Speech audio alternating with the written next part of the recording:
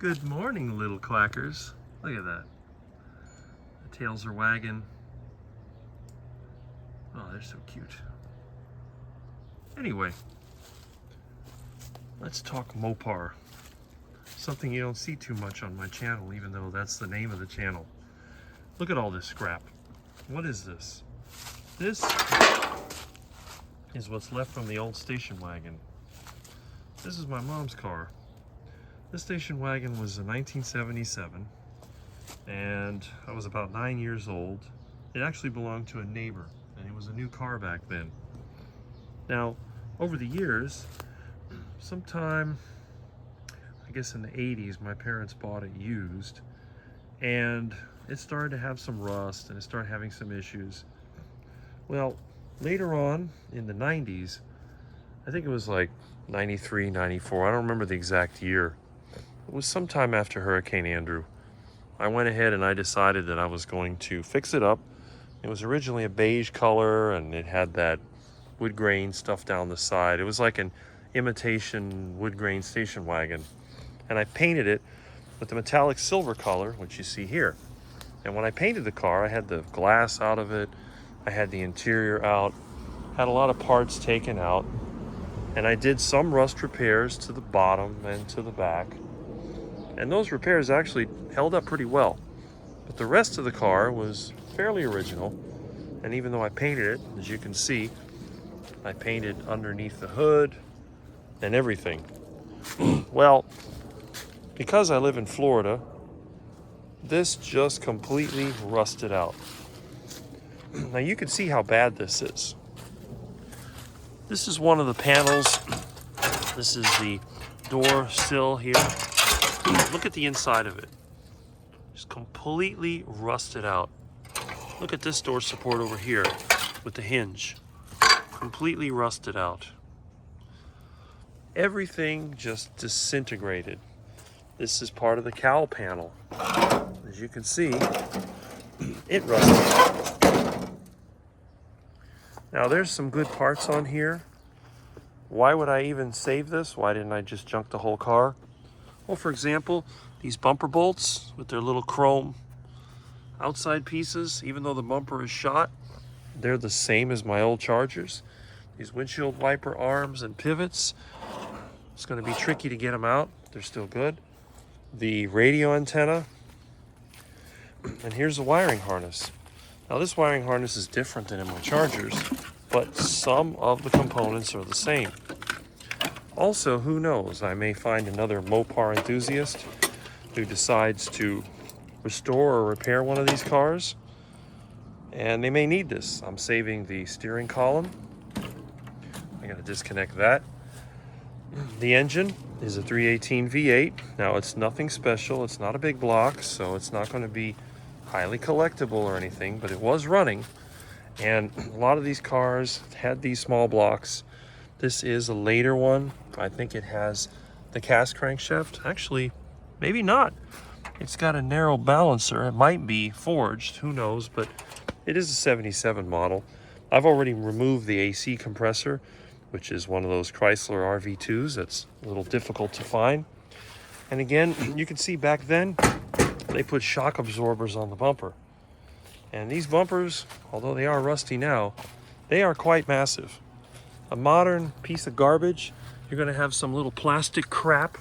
This thing, even though it's rusted, you can see that it is very, very hard to break. I mean, I could take this board and just whack it, it just bounces right off. Look at those bumper guards. And this is a rusted bumper.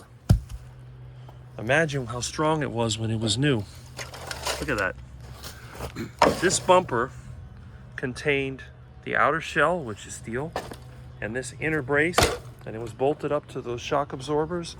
This thing was rated for 5-mile-an-hour impact with no damage. And this car got hit a few times. I know it got rear-ended before. And again, it's a shame that these things just rusted out so badly. But there's the license plate light, some of these bumper bolts. There is stuff on here that I can use, although it will eventually be scrapped. The hood, it's a shame. It was pretty straight, no dents, but it rusted out. Look at this. Look at that rust. Rusted on the edge. Destroyed. So that's scrap. I'll be cutting this up with a Sawzall. And again, it does have disc brakes, which I can use. These control arms are different than what I have. This uses that weird frame with these torsion bars that go across. It's a bit of an oddball compared to the old Chargers that I have, but there's still a lot of usable parts. So I'm gonna take time. Now today's the second day we haven't had rain, at least so far. I'm gonna start disassembling. Now on these 318s you have this aluminum housing that goes where the water pump is. A lot of times they corrode out. I don't know if this one is good or bad, but if it's good, that'll be another beneficial thing to have. There's just all these little things. Now this was an emissions engine, so it has this little temperature sensor with a vacuum, which is kind of garbage. But we'll go ahead and save the whole engine as is. And again, another thing that I'm going to do is save these clip nuts and also some of these little plastic things here that allow sheet metal screws to be put in. And it just takes time. I have to get in here and just start unscrewing what I can. So it really is pretty basic. And again, this is something that I need to do because these little parts are quite valuable for us Mopar collectors. But hopefully by today, I'll have this out of here. I'll clean up this mess. And once I strip off all these little odds and ends, these little nuts and see some of these little plastic inserts, take them out and save them.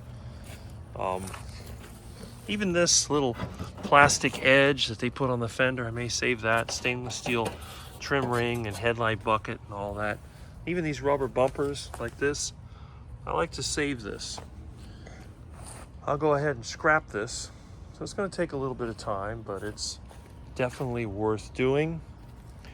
And we'll see. But yes, I'll get rid of this ugly mess and then I'll be able to open my gate freely instead of having to bump into the car. Now, there's more junk back here that needs to be eliminated. There's some scrap metal and there's other things, and there's still bits and pieces from the car. See here from the hood latch. With these pieces of scrap, some of these stainless steel screws that I put in here, I'm going to recover them. It seems like an awful lot of work for very little return. There's the fan, there's some of the lights, wiring harness from the body, power steering hose, little of everything. So we're going to try to get that. This is the power brake booster. As you can see, the bracket just rusted out. All I had to do was cut it a little bit and it fell out. There's the master cylinder. The brake lines actually didn't have to be disconnected because they simply rusted off. The proportioning valve is also here where these brake lines are. We're going to take this out, save that. Even these little plastic clips. And by the way, if you'll notice this hood support, this hood hinge, this is a design that was used in my 1990 Ford truck. As usual, Chrysler always seemed to be the innovator. They were one of the first to use that system. So it's kind of interesting automotive history. Even the accelerator pedal, look at how simple that is. It's just a cable connected to the carburetor. Looks like it's either broken or frozen. And your so-called firewall, all that's rusted out. So I'm gonna go ahead and just keep on cutting, keep on taking out what I can. But yeah, it'll be nice to have this finally gone. Nice open space. That'll give the duckies more room to roam. I got this old burn barrel I gotta get rid of. So I'll be loading up a scrap load for a friend of mine, get it out of here. And that's that. While work is slow, I might as well get some of this done. Got some nuts and bolts up. Here's the old electronic ignition. And here is the windshield wiper motor. This thing was so rusted, it just basically came out. Now, it may look like it's trashed, but we don't realize these multi-speed wiper motors are kind of hard to find, especially in these older cars. I can use this for parts for my Charger, even though this is pretty rough looking. I'm going to use that. So anyway, that's the plan, and I'll keep you posted.